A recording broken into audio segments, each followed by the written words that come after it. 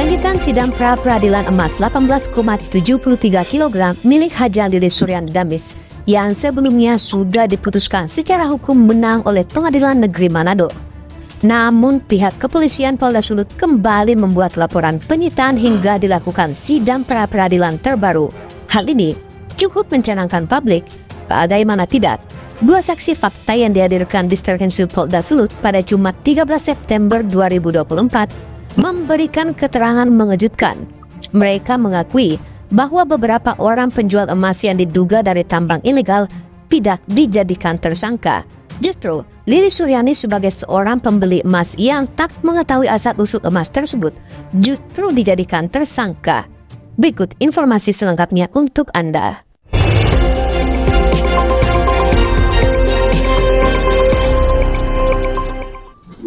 Apakah penambang-penambang lain itu diperiksa dalam kapasitas sebagai apa? Sebagai saksi. Sampai saat ini masih sebagai saksi. Sebagai saksi. Jadi apakah penetapan tersangka dari yang sudah ditemukan itu? Apakah penetapan tersangkanya hanya Lilis saja?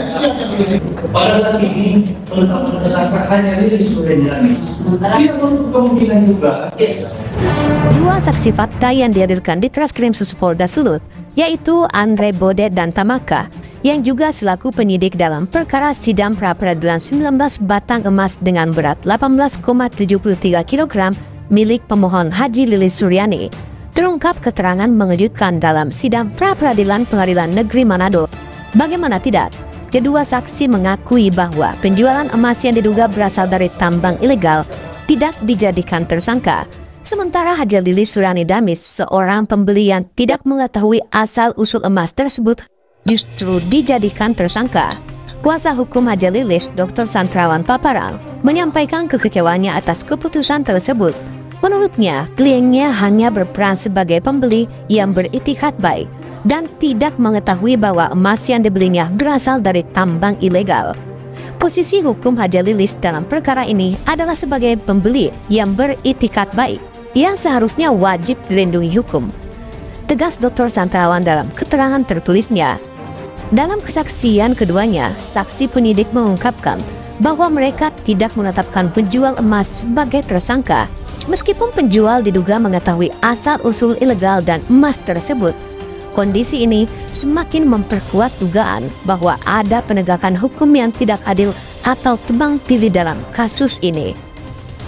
Bukan cuma Stanley saja, ada dari penambang-penambang lain yang kami temukan ini. Dari penambang-penambang lain. Penambang ilegal. Penambang ilegal. Begitu. Apakah penambang-penambang lain itu diperiksa dalam kapasitas sebagai apa? Sebagai saksi. Sampai saat ini masih sebagai saksi. Sebagai saksi. Sampai saat ini sebagai saksi.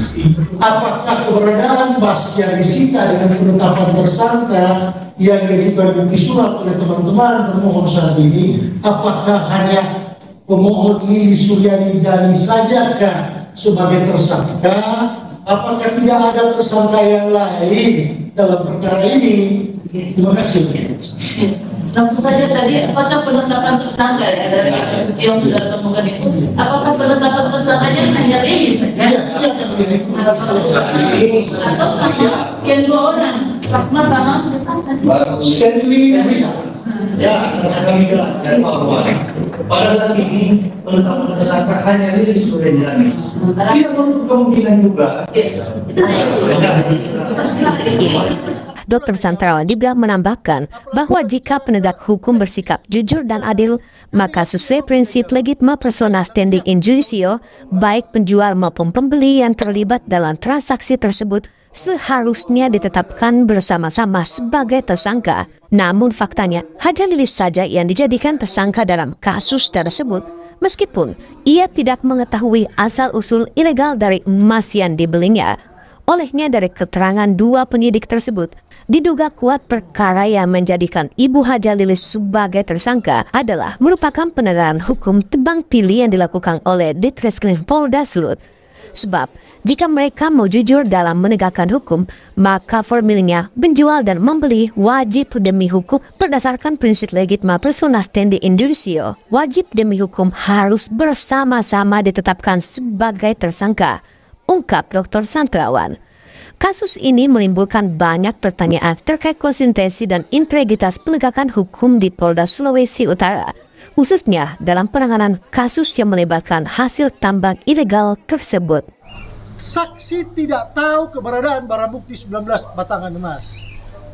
Sehingga dari saksi termohon pun yang diajukan hari ini, dia mengatakan bahwa mereka melakukan proses laporan kedua itu setelah selesai perkara, dilaksanakan putusan pra-peradilan. Nyata terbukti dari surat yang mereka ajukan, mulai dari tanggal 2 laporan informasi, dimulai 15 Juli 2024 bertepatan pada hari yang sama. Nah, rangkaian dari laporan informasi sampai dengan ke sana, proses penyitaan tanggal 7 Agustus 2024 itu satu rangkaian, bukan berdiri sendiri-sendiri. Jadi dapat disimpulkan setelah persidangan ini, Paparang Hanafi mampu untuk membuktikan bahwa amar putusan Hakim Pra-Peradilan nomor 7 yang diputus tanggal 15 Juli 2024 masih belum selesai dilaksanakan atau belum dilaksanakan. Pada tanggal yang sama ternyata mereka telah memulai proses laporan informasi, hasil penyelidikan sampai dengan lahir laporan polisi model A tanggal 6 Agustus 2024. Makanya kontrol perkara ini, Paparang Hanafi dan tim mampu untuk membuktikan seluruhnya dalil pra-peradilan kami. Jadi pada intinya dalam mekanisme lidik sidik itu sampai dengan penyitaan, yang lebih penting itu dalam hal penyitaan 19 batang emas itu adalah objeknya sama dengan 19 batang emas yang telah diputus dalam perkara 07 yang lalu pada tanggal 15. Itu objeknya sama, ya kan? Kemudian 19 batang emas yang lalu itu juga sudah diuji, didapat dari mana, disita bagaimana, ya kan? Ternyata mekanisme locus delicti yang utama pada tanggal 23 April di bandara itu, yang saat ini dipindahkan ke toko Bobi, itu barang yang sama. Kemudian dalam jejak waktu, dalam hubungan dengan tempusnya itu, soal waktu itu sudah diputuskan di dalam perkara yang lalu. Sebab kalau dikatakan bahwa Februari sampai dengan April, ketika itu objeknya itu ditangkap pada bulan April. Jadi seharusnya selesailah objeknya yang sama itu. Ya, jadi intinya itu.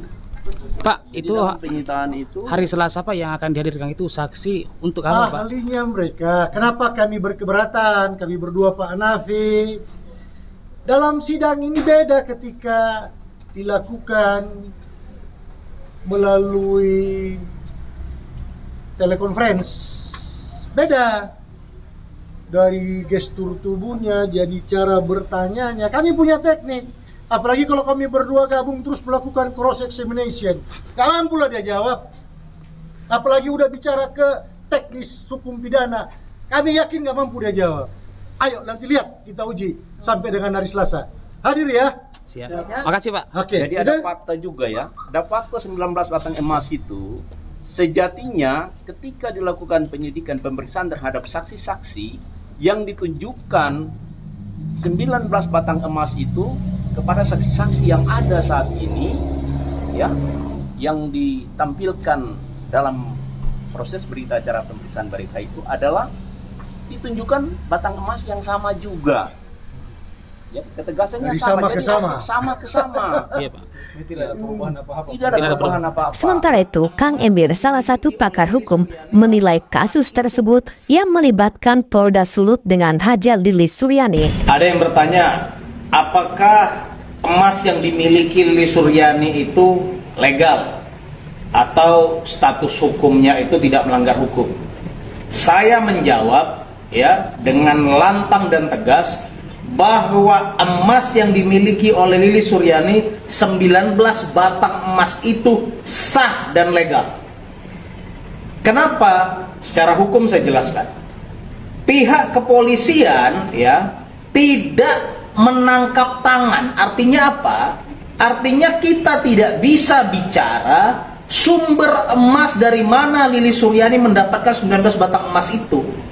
Ya, kenapa? Karena tidak tertangkap tangan. Katakanlah yang kemudian ramai diperbincangkan dan kemudian diduga oleh pihak Polda Sulawesi Utara bahwa emas itu diduga dibeli dari penambang ilegal. Ya, dugaan itu tidak berdasar. Kenapa saya katakan dugaan itu tidak berdasar? Ya, karena emas bukan sebuah barang yang dilarang di Republik Indonesia ini. Dan sekali lagi saya katakan, ya, peristiwa kemudian diambilnya emas itu atau ditangkapnya Lilis Suryani bukan tertangkap tangan sedang melakukan transaksi antara si penambang emas ilegal dan kemudian Lilis Suryani, bukan. Ya. Lalu yang kedua, tidak adanya penambang emas ilegal yang ditangkap yang kemudian menyatakan bahwa Lilis Suryani membeli emas dari dirinya. Artinya apa? Artinya tidak ada peristiwa yang melanggar hukumnya. Lalu kemudian poin berikutnya, Lilis Suryani ditangkap di bandara dengan dugaan, kembali lagi dugaan, bahwa emas itu akan diperjualbelikan ke Surabaya. Peristiwa penjualbelian di Surabaya belum terjadi, sehingga tidak ada alasan ke pihak kepolisian untuk melakukan penangkapan. Kenapa? Sekali lagi, itu bukan tertangkap tangan. Kalau kemudian emas batangan itu dibawa melalui pesawat, ya, tidak ada satu larangan pun, ya, dalam undang-undang kita membawa emas ke pesawat atau membawa emas melalui pesawat, nggak ada. Karena emas bukan barang yang dilarang dalam penerbangan Indonesia.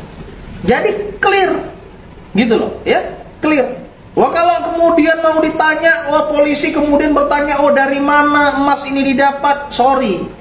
Ya, sorry. Saya boleh kita berdebat panjang lebar bahwa polisi tidak memiliki wewenang tersebut. Ya, kecuali terjadi tangkap tangan. Ini perlu digarisbawahi. Ya, kalau kemudian sumber beli emasnya itu dikatakanlah ya, katakanlah ilegal, ya, dan itu tidak tertangkap tangan, tidak ada wewenang pihak kepolisian menangkap Lilis Suryani. Untuk contoh bagi teman-teman, ya, banyak beredar di Indonesia ini barang-barang palsu, ya. Bahkan seorang jenderal, Pak Muldoko, ya, itu pernah kemudian membanting jam tangannya yang dia katakan, wah, ini barang palsu. Ya, apakah Pak Muldoko bisa kemudian ditangkap polisi pada saat itu? Ya kan? Nah, ini menjadi poin-poin untuk membuka paradigma teman-teman sekalian. Lalu kemudian ada seorang pejabat, ya, yang kemudian mengaku bahwa tas-tas milik istrinya adalah tas-tas palsu atau tas-tas KW, gitu ya. Nah, apakah kemudian itu bisa ditangkap, bisa kemudian menjadi poin ditangkap polisi? Nggak bisa. Kenapa? Karena tidak tertangkap tangan ketika melakukan transaksinya. Nah, ya, hal yang sama, ya, hal yang sama pada diri Lilis Suryani. Maka saya katakan putusan pra peradilan itu sudah mutlak, ya. Pihak Polda Sulut kemudian menerbitkan sprindik baru, ya, yang kemudian di sprindik itu menggunakan pasal yang juga sudah dinyatakan oleh pra peradilan tidak boleh diterapkan atau tidak berlaku. Nah, ini ada apa? Ya, ada apa? Ini yang patut kita pertanyakan. Jadi bukan poinnya, oh, Lilis Suryani dapat emasnya dari mana, mau dijualnya kemana. Peristiwa hukumnya bukan di situ. Peristiwa hukum itu Lilis Suryani punya emas 19 batang, dia bawa naik pesawat, lalu ditangkap oleh Polda Sulawesi Utara. Saya bertanya, apa alasan dan landasan hukum Polda Sulawesi Utara menangkap Lilis Suryani? Saya kira demikian untuk menjawab pertanyaan kawan-kawan. Terima kasih. Sidang pra-peradilan ini saya menuntut keadilan. Barang saya dikembalikan secara utuh. Demikian. Ibu merasa dirugikan Bu selama ini ya? Sangat dirugikan. Tim Liputan Info Sulawesi Utara melaporkan.